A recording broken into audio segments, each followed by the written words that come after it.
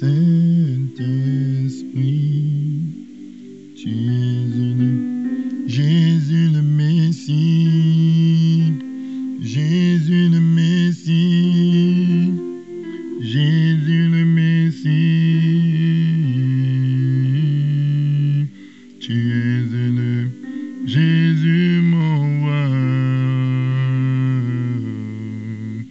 tu es élevé, Jésus le Messie, tu es élevé.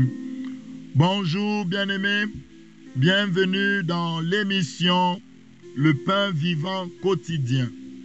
Aujourd'hui, c'est samedi, le 6e jour, et dans cette première partie de l'émission, nous allons parler de l'identité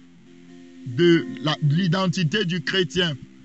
Car Dieu, au 6e jour, a dit « Faisons l'homme à notre image, selon notre ressemblance ». Alors, tu vas aller te positionner au 6e jour. Dans Genèse 1, verset 26, la parole de Dieu nous dit, Dieu dit, alléluia, Genèse 1, verset 26, peux-tu lire cela avec moi?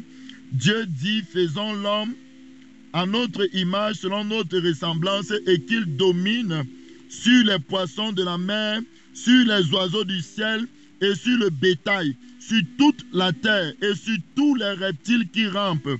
Dieu créa l'homme à son image. Il le créa à l'image de Dieu. Il créa l'homme et la femme. Verset 28, Dieu les bénit et Dieu leur dit, soyez féconds. La fécondité, 1. Multipliez, il multiplie. 2. Remplissez la terre et assujettissez et dominez sur les poissons de la mer, sur les oiseaux du ciel et sur tout animal qui se meut sur la terre. Bien-aimé, Dieu t'a créé à son image. Et nous savons que Dieu est esprit. D'après Jean 4, Jésus a dit à la femme samaritaine que Dieu est esprit. Et ceux qui l'adorent doivent l'adorer en esprit et en vérité. Ça veut dire que l'homme, dans 1 Thessaloniciens 5, nous dit que, l'apôtre Paul nous dit que tout notre être entier soit sanctifié. Le corps physique, c'est la partie de toi qu'on peut toucher. Ton âme, là où il y a ta volonté, tes émotions, tes sentiments, on appelle souvent ta personnalité. Et il y a maintenant ton esprit. C'est l'esprit de l'homme qui est fait à l'image de Dieu. Parce que Dieu est esprit. Voilà pourquoi sur la race de la terre, il y a plusieurs sortes de races. Il y a la race noire, la race blanche, il y a les asiatiques. Mais nous tous, nous sommes faits à l'image de Dieu. C'est-à-dire, ce n'est pas simplement notre corps. Notre corps peut être différent. Certains sont noirs, certains sont blancs. Mais à l'intérieur de nous, c'est-à-dire l'homme intérieur, notre esprit est fait à l'image de Dieu. Notre esprit est identique à Dieu. Donc le premier Adam était fait à l'image de Dieu jusqu'à ce qu'il pêche. Écoutez-moi, lorsque le péché est entré, le péché est une entité spirituelle. Lorsque le péché est entré, l'apôtre Paul dit que le bien que je veux faire, je ne le fais pas. C'est le mal que je fais. Le mal que je ne veux pas que je fais. Ça veut dire que ce n'est plus moi qui le fais, mais c'est le péché qui habite en moi. Donc le péché est entré et le péché est allé à traverser le corps, à traverser l'âme, à affecter, quand il dit traverser, ça dit qu'il affecte, et à affecter même l'esprit du premier Adam. Et il est devenu ce qu'on appelle, ce que la Bible appelle le vieil homme. Le vieil homme, c'est un esprit qui a été affecté par le péché.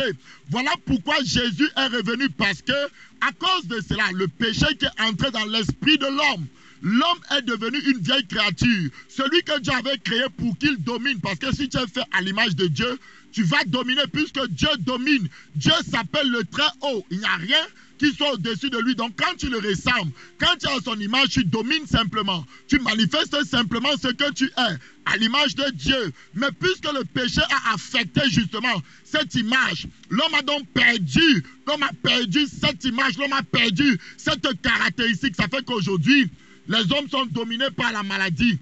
Aujourd'hui, les hommes sont dominés par le péché. On a rencontré des personnes, ils veulent arrêter de boire, mais ils ne peuvent plus. Donc ce n'est plus eux qui font, mais il y a quelque chose qui les pousse à boire. Ils sont encore sous la domination de la boisson. D'autres sont sous la domination de la masturbation. D'autres sont sous la domination de la jalousie, l'hypocrisie, des faux témoignages. Ils se disent qu'en parlant des péchés des autres, c'est ainsi qu'ils vont être trop spirituels, ils vont être plus grands que les autres. Donc, Tout ça, c'est le péché qui domine sur eux. La parole de Dieu dit à Caïn, le péché se couche à ta porte. Ou, si ton esprit veut dominer, mais toi, domine sur lui. Bien-aimé, il y a deux types d'êtres humains sur la terre. Il y a ceux qui sont de l'ancienne créature, c'est-à-dire le vieil homme. Et il y a maintenant ceux qui sont en Christ. Voilà pourquoi Jésus est venu. Jésus n'est pas simplement venu nous pardonner les péchés et nous laisser comme ça. Jésus est venu et il a recréé notre esprit de nouveau. Tu vas donc te positionner dans Jean 1, verset 12 à 13. Si tu entends ma voix ce matin, mon frère, si tu veux recevoir la vie de Dieu en toi ce matin, bien-aimé, accepte Jésus de Nazareth. Tu ne seras plus dominé par les mauvaises pensées. Les pensées de suicide, les pensées de pauvreté, les pensées de rejet, les pensées de mépris. Tout ça vient assaillir ton âme, vient bombarder. Parce que ton esprit est complètement contrôlé par le péché. Mais si tu acceptes la parole ce matin, la vérité qui est Jésus va entrer en toi.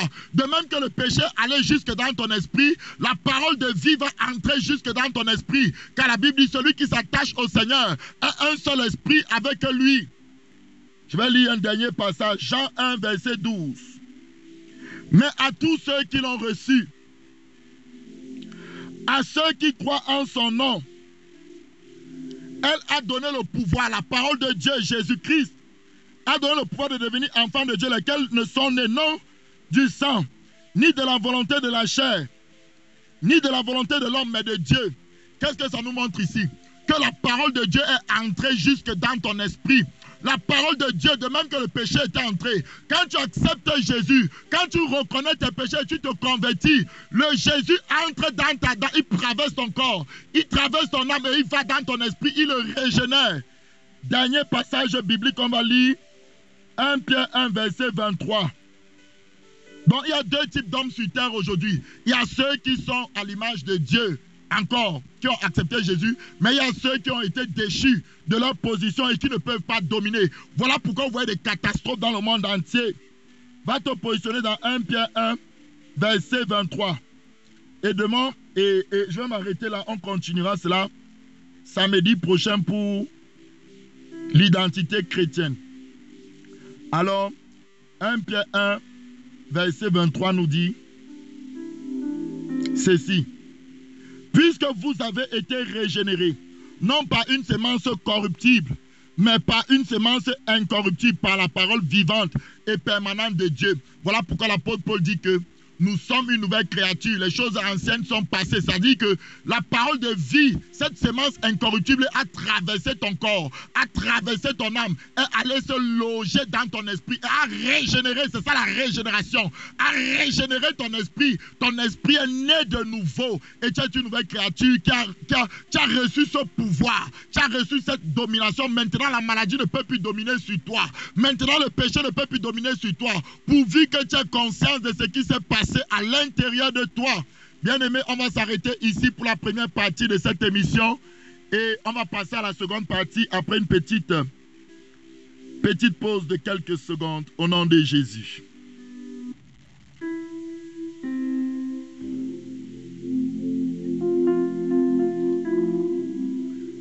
Alléluia, bien-aimé.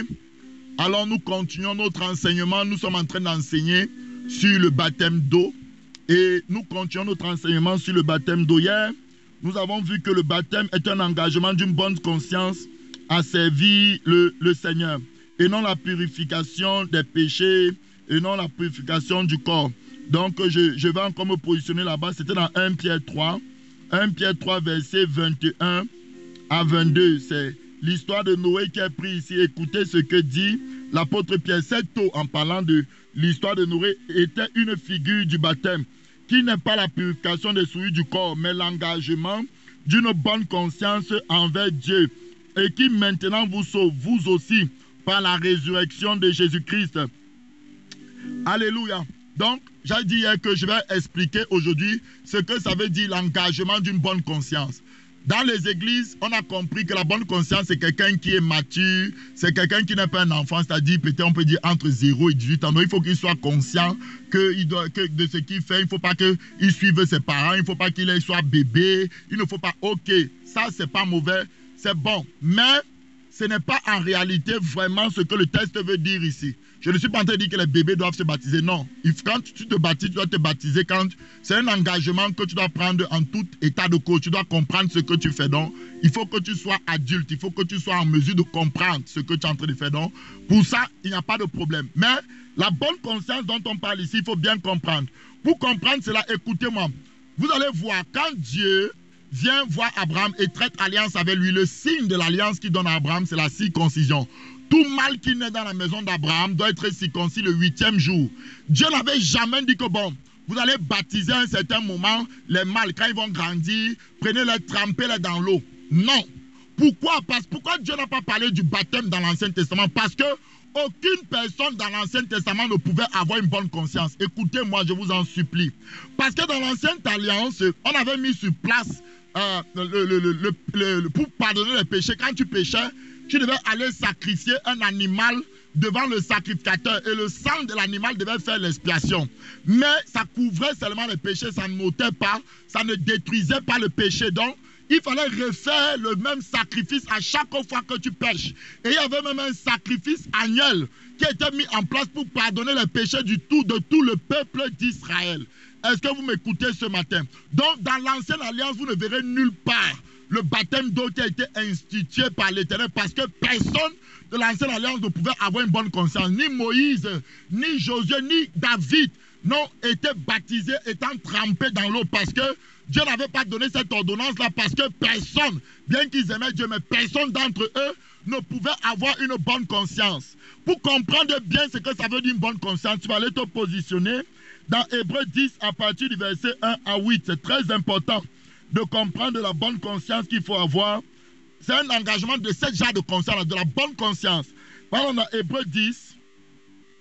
Donc le baptême est arrivé avec Jean-Baptiste. Pourquoi? Parce que Jésus était très proche. C'est même pour ça que Jean-Baptiste a commencé à baptiser les gens. Jean-Baptiste baptisait en vue de la repentance, en vue d'entrer dans le royaume des cieux. Donc avant que Jésus n'arrive, le baptême d'eau, on n'avait jamais parlé de ça dans la parole de Dieu, dans l'Ancien Testament. C'est même Paul qui dit que quand les enfants d'Israël ont traversé la mer, c'était une figure. Donc, c'était l'ombre du baptême que Jésus devait initier. Est-ce que vous me comprenez? Alors, va te positionner dans Hébreux 10. En effet, verset 1, la loi possède une ombre des biens à venir. Donc, le truc de Noé, c'était une ombre du baptême. Le passage de la mer Rouge, c'était une ombre. Mais la réalité se trouve en Christ. Écoutez-moi. Non, l'exacte représentation des choses ne peut jamais par les mêmes sacrifices qu'on offre perpétuellement chaque année amener les assistants à la perfection. Autrement, n'aurait-on pas cessé de les offrir? Parce que ceux qui rendent ce culte, étant une fois purifiés, n'auraient plus eu aucune conscience de leur péché. Vous comprenez? Ici, aucune conscience. Donc, ça veut dire, mais le souvenir des péchés est renouvelé chaque année par les sacrifices. Donc, leur conscience n'était pas bonne. Leur conscience n'était pas pure parce que chaque fois, ils avaient le souvenir du péché. Et ce n'était pas de leur faute. Dieu savait que le baptême ne servirait à rien si la conscience n'est pas purifiée de tout péché. La suite, verset 4, car il est impossible, écoute-moi, que le sang des boucs et des taureaux ôte le péché. Voilà pourquoi Jean-Baptiste a dit, Jésus est l'agneau de Dieu qui ôte le péché du monde. C'est pourquoi Christ, étant entré dans le monde, tu n'as voulu ni sacrifier, mais tu m'as formé encore. Je suis venu faire ta volonté. Quelle volonté? De purifier la conscience. Bien aimé, voilà pourquoi personne dans l'Ancien Testament, Dieu n'avait jamais initié le baptême. Mais dans le Nouveau, quand tu acceptes Jésus, on te baptise directement. Pourquoi? Parce que Jésus, là, ce que tu as fait, ce que tu as accepté dans ton corps, là, Jésus a pris à la croix tous tes péchés. Jésus a ôté. Va dans le verset 17 de Hébreux 10. Il dit au verset 16, voici l'alliance que je ferai avec eux, la nouvelle alliance. Après ces jours, dit l'Éternel, je mettrai mes lois dans leur cœur et je les écrirai dans leur esprit. Il ajoute, je ne me souviendrai plus de leurs péchés, ni de leurs iniquités. Où il y a pardon des péchés, il n'y a plus d'offrande pour le péché. Donc Jésus est mort une fois pour toutes. Jésus n'est pas revenu plusieurs fois dans le monde pour mourir. Il a donné son sacrifice et son sacrifice a satisfait les exigences de Dieu. Dieu a aboli le sacrifice pour le péché après que Jésus soit mort. Le sang de Jésus a suffi pour pardonner tous les péchés passés, présents et futurs. Dieu ne se souvient plus d'aucun péché, c'est ce qu'il dit ici. Je ne me souviendrai plus, au verset 17, de leur péché dont il n'y a plus conscience. Donc quand tu viens en Jésus, le sang de Jésus lave ta conscience. C'est ce que tu dois dire à quelqu'un. Les gens, ils sont toujours tellement conscients de leur péché. Bien aimé, dans la nouvelle alliance, Dieu ne se souvient plus de tes péchés. Pourquoi? Pas parce que tu vis trop bien. Parce que Jésus a ôté le péché, ce qui était impossible dans l'ancienne alliance, est devenu possible dans la nouvelle. On va continuer ça demain, c'est très important. On va s'arrêter ici. À demain, partager l'audio au nom de Jésus. Esprit, tu es élevé, Yahweh, Saint-Esprit, tu es élevé.